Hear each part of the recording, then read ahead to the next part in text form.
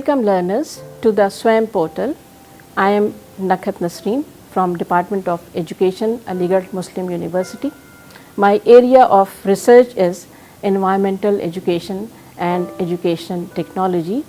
I am speaking under module 2 of week 1 program. My topic of today's lecture is need and importance of environmental education in teachers training institutes. As we know, the relationship of man and environment is as old as the existence of man on this earth itself. Environment is a sum total of all the sources, and the mother nature is the source of all requirements to live a livelihood on this earth. It also serves as a sink where all the waste produced by man is assimilated and replenished through various recycling natural phenomena. But due to unjust treatment with the mother nature, man has become his own enemy. We need to modify our developmental system and many other related areas in order to replenish our environment and to save it for future. Therefore, a new concept of development is required, wherein the relationship between man and environment is mutually supportive and sustainable. Before going into the details, we just try to understand the concept of environment. A holistic view of the environment considers it to include physical landscape, the external conditions including social, economic, cultural, political, religious factors jointly and coherently interacting with each other. The impact and interaction of human beings upon their surroundings is a dynamic part of it, which is mutual and supportive to each other. The global threats to our earth and the environment are varied and of different intensity. For example, pollution of various kinds, nature and intensity, climate change, ozone layer depletion, melting of glaciers, radioactive pollution, crisis of drinking water, global warming, deforestation and so many others.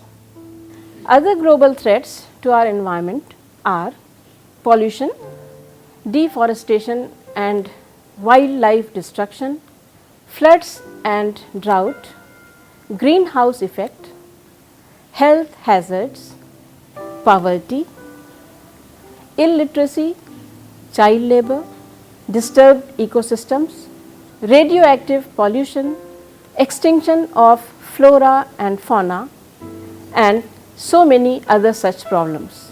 And one important thing is that all these problems are interrelated. So there is a need of awareness and education. It is very essential to create mass awareness regarding the environmental problems and sustainable development. It is necessary for our cultural, social, economic and spiritual welfare that we think for a rational development. We need to develop a clear understanding of our environment and hence a responsibility for better utilization and management of our natural resources. Not only mass awareness, we also need to develop sound environmental education. There are so many reasons for it. Number 1, continuing and accelerating damage caused to the quality of environment by all types of pollution and non-judicial exploitation of resources. Such exploitation have not left any corner of the world untouched.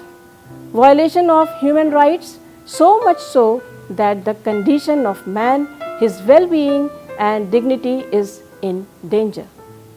Immediate attention is required towards environmental problems and their solutions. An action plan is required in order to seek solutions to these problems.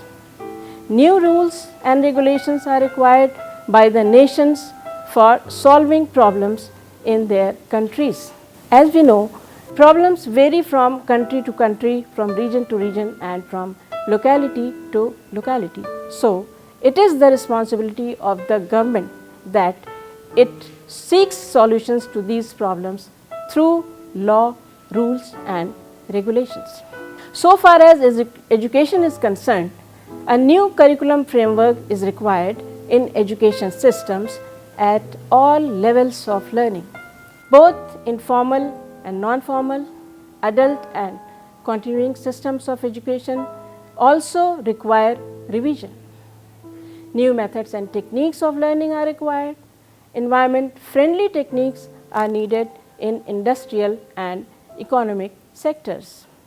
Moreover, a sort of green revolution is needed in present time. So, we learn to know that environmental education is very, very important. Considering the importance of environmental education, the Supreme Court of India in 2004 directed all the states and educational agencies in the country to introduce environmental studies as a compulsory subject up to higher secondary level. Quality of environmental education imparted in schools greatly depend upon quality of educators who are teaching those concepts. Keeping in view the importance of environmental education in teachers training institutes, the Stockholm Conference in 1972 agreed upon a declaration of 26 principles related to environment and development, amongst which the 19th principle stated environmental education will be essential. The second Tbilisi International Conference on Environmental Education, which was held in UNESCO UNEP program 1977, came out with universal aims and objectives of environmental education. These universal aims of environmental education suggest of developing children into such citizens who not only have awareness and knowledge about their environment, but are also skilled in solving the problems related to our environment. Now, the focus has shifted from mere knowledge to sharing the responsibility also. Therefore, two aims are focused: knowledge and skills. An equilibrium between quality of life and quality of environment is to be attained, which leads to sustainable development. Therefore, present day we not only need to develop awareness and enhance knowledge of our students about the environment, we also need to develop certain requisite skills in them, so they become a responsible citizen and they play their significant role in maintaining this equilibrium between quality of life and quality of environment.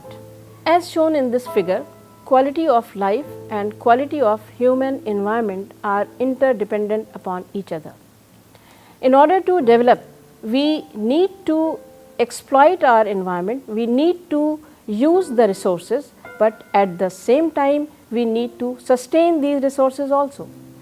Therefore, this is important that we maintain an equilibrium between the preservation and conservation of natural resources to be helpful for future generation, to be kept for future generation, and at the same time we develop also economically, socially and morally. As we know that a teacher is a strong agent of disseminating knowledge, generating awareness, developing potentials of his students and preparing them for a better tomorrow. Therefore, it is required that desirable values are inculcated in students towards their environment. The teacher is very influential in bounding this effect to environmental education program. That is why we need environmental education programs in teacher training institutes. Now, in order to develop and include environmental education programs in Teacher Training Institutes in India, International Conference on Environmental Education were held in New Delhi in 1985 and 1989 subsequently, and these conferences recommended that environmental education was a must and should be incorporated in formal and non-formal education systems. As a result, the UGC and NCERT endorsed the program in schools as well as in the higher education system. The National Curriculum Framework for School Education NCFSE 2000 also highlighted the need of incorporating topics of environmental concerns at all levels of primary, secondary and senior secondary levels. Now, the question is, why to include environmental education in teachers training institutes? The NCTE, which a very strong and important body related to teacher institutes, in 2004 it discussed, and under the discussion document on teacher education, it emphasized upon the inclusion of environmental education in both pre-service and in-service teachers training program. Here we feel that insufficient teacher preparation has been identified as one of the key factors in the weakness of environmental education efforts and environmental education curriculum. This was discussed in UNESCO 1997 by NAP. There is no doubt that we need competent teachers in teachers training institutes, especially when we have to teach about environmental education. With regard to competencies of teachers in teachers training institutes, in one of its reports entitled The Priority of Priorities, UNESCO UNEP combined program, which was held in 1990, it was stated that teachers should first develop foundational competencies in professional education and then gain competencies in environmental education content at 4 levels. Number 1, ecological foundations, that is, they need to develop their knowledge base with reference to physical environment and various environmental problems related to it. Second, conceptual awareness. Teachers need to develop a strong awareness and a feeling of concern towards their environment, the problems which arise at local level, at national and international levels. Third, they need to have investigation approach and a capacity and capability to evaluate these problems. And finally, they need to develop action programs. They need to develop skills to take action in response to the environmental challenges both at national and international level. 2 areas of literature should be given due consideration. Number 1, learning to teach environmental education, and second, educators' perspectives on teaching about environmental education. Learning to teach environmental education means that teacher should develop knowledge base about the environment and its related problems, since the problems are continuously changing and a dynamic approach is watched in the problems. So, teachers need to be aware of each and every day's developments in the environmental concern, and therefore, they need to incorporate the same in their education system and in their teaching. There are certain guidelines provided to assist in the development of programs for pre-service and in-service teacher preparation. These are foundations of environmental education, environmental literacy, professional responsibilities of the environmental educator, planning and implementing environmental education, fostering learning, and assessment and evaluation.